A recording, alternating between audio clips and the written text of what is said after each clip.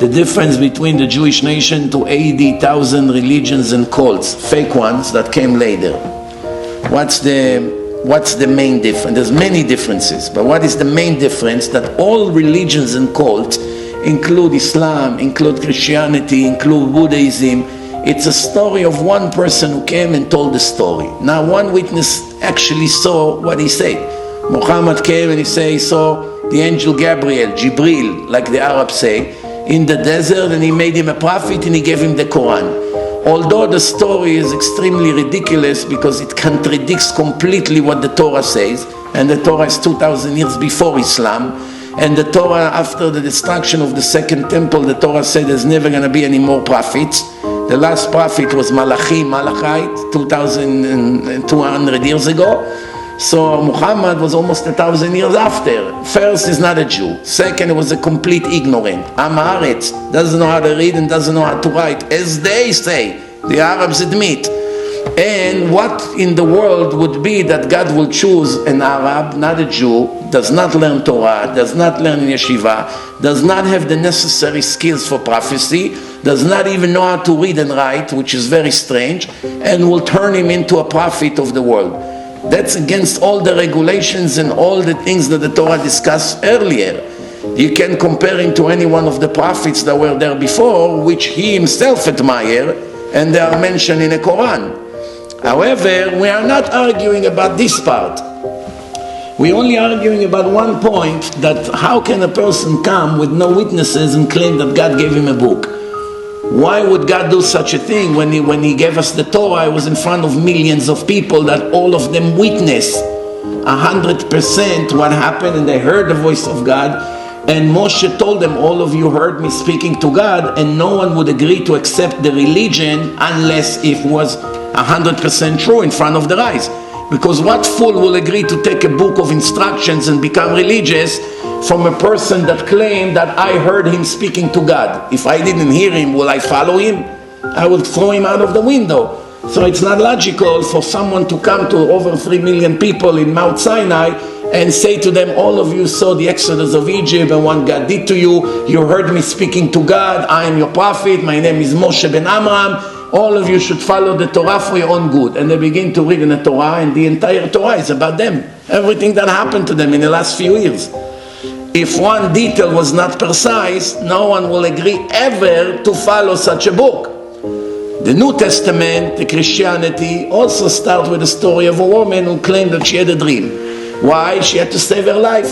Her husband, her fiancé, got married. They had chuppah and kiddushin. The marriage was not finalized because they had no intimacy yet. This is the way it used to be in the old days. He went out to save some money to work. He came back after a few months. He sees she's pregnant. After that, he asked her, what's going on here? She said, God came to me in a dream and made me pregnant, and we're going to have a special son. If he will turn her into the authority, she will get execution. A married woman like this, it's execution. It's no joke. So what would happen? He would lose the love of his life.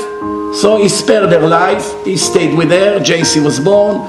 He died. 7 years after he died, they started to tell stories about him, all fairy tales. No one ever saw him. It was 4 or 5 generations later. Nobody even know how he looks. All these statues that you see in the world is all baloney. For sure, he didn't have long hair like a rock and roll star, because in the old days, 2,000 years ago, nobody had long hair like a woman because it's against the Torah.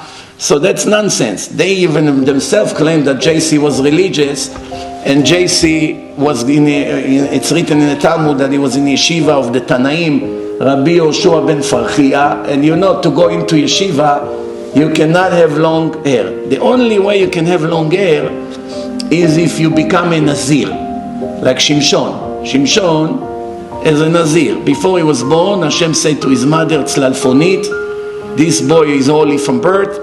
He will have long hair, he won't drink wine, he won't eat raisin. That's besides the point, that's an exception to the rule. But one thing we do know, that Christianity is full of human errors, but we're not getting there. If you want to watch it, watch my debate with a Christian professor. We're only talking about the fact that one woman came and said that she had a revelation. Same thing with Buddha. 2,400 years ago, he came and he claimed that he saw the light. I had an enlightenment. How many people witnessed it? According to Buddha, he was alone. According to Muhammad, he was alone. According to Mary, he was in a dream. She was alone. There are many, many cults like this that we don't want to waste time because it's right away start with 50% doubt. It's a story of one person. It either happened or not. Why should I dedicate my life to a story that have already 50% doubt? The Jews, it's completely different. First, they're way before. They are 1,300 years before Christianity, and 2,000 years before Islam, and 900 years before Buddhism, and way before Hinduism, and way before Krishna, and many of those thousands cults and religions that started way after. And everybody knew about Judaism, that the Jews received the Torah in Mount Sinai. The Christians and the Muslims speaks about the Torah in the religion. It's in the New Testament and it's in the Quran. It's actually very interesting. Every religious Arab in the world today that you talk to, ask him if the Jews came out of Egypt and they got the Torah from God in Mount Sinai in front of millions of witnesses, will confirm that. Every religious Christians who know about religion, who read the New Testament, will confirm that as well. The only one who denies it are Jews, secular Jews. Not because they are evil, because they have zero knowledge in Judaism. They never learned. They never read the Torah, they never read Rashi, they never read the prophets. They never watch my film Torah and Science. If they watch my film Torah and Science, it will be crystal clear to them. There is a God, He gave us the Torah, the written and the oral Torah, there is life after death. The Torah is created in such a way that it's testing you constantly. Life is based on reward and punishment, depend on what you're going to choose with your free will. It's all very clear. Once people watch it, they change.